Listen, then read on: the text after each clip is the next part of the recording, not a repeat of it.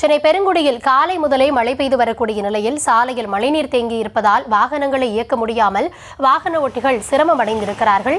இது குறித்த விரிவான விவரங்களோடு இணைகிறார் எம்முடைய செய்தியாளர் சுமன். சுமன், வணக்கம். சென்னையில் மெட்ரோ பணிகள் நடைபெறக்கூடிய இடங்களில் ஒன்று பெருங்குடி. தற்பொழுது கனமழையும் நீடித்து வருகிறது. அங்கே என்ன மாதிரியான சூழல் நிலவுகிறது?